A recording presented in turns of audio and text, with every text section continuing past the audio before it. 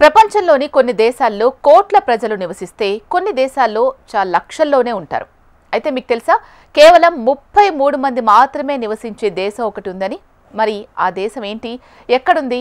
అంత తక్కువ మందితో అది ఎలా ఏర్పడింది? దీని చరిత్ర ఏంటి? అలాగే ఈ దేశం గురించి పూర్తి వివరాలు ఈ వీడియోలో మనం చూద్దాం. ఇది అమెరికాలోని నెవాడా ఎడారిలో ఉన్న ఒక చిన్న స్వయం ప్రకటిత దేశం.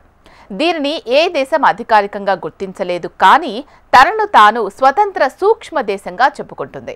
ఇది ప్రపంచంలోని అత్యంత విచిత్రమైన ప్రదేశాల్లో ఒకటి. మెలోషియాను 1977లో కెవిన్ బాగ్ అతని స్నేహితుడు ప్రారంభించారు. వారు తమ ఇంటిని కొత్త దేశంగా మార్చాలని నిర్ణయించుకున్నారు. కెవిన్ ఇప్పటికీ అధ్యక్షుడిగా పనిచేస్తున్నాడు. తన కుటుంబంతో కలిసి ప్రతిదీ నడుపుతున్నాడు. ఈ చిన్న దేశానికి దాని సొంత జెండా, జాతీయ గీతం, కరెన్సీ, చట్టాలు కూడా ఉన్నాయి. 33 మంది నివాసితులు కెవిన్ కుటుంబానికి చెందినవారు. ఇది చిన్నదే కావచ్చు, కానీ ఇది చాలా చక్కగా నిర్వహించబడుతోంది. మెలోషియాలో ఒక చిన్న దుకాణం, లైబ్రరీ, శ్మశాన వాటిక, కొన్ని అధికారికంగా కనిపించే భవనాలు కూడా ఉన్నాయి.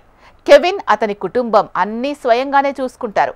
సందర్శకులు ఈ దేశానికి వచ్చి పర్యటించవచ్చు, కానీ 2 గంటలు మాత్రమే. అధ్యక్షుడు కెవిన్ వారికి వ్యక్తిగతంగా మార్గనిర్దేశం చేసి ఆ దేశ కథలను వాళ్లతో పంచుకుంటాడు. ఇది ఒక చిన్న పర్యటన, కానీ ఒక సందర్శకుడు ఎప్పటికీ మర్చిపోడు.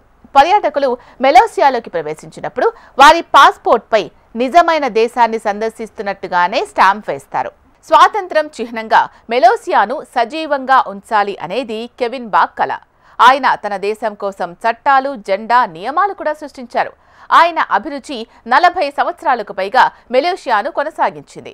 ఇది ప్రపంచంలోనే అతి చిన్న దేశం వంటి హ్యాష్ ట్యాగ్తో సోషల్ మీడియాలో వైరల్ అవుతోంది.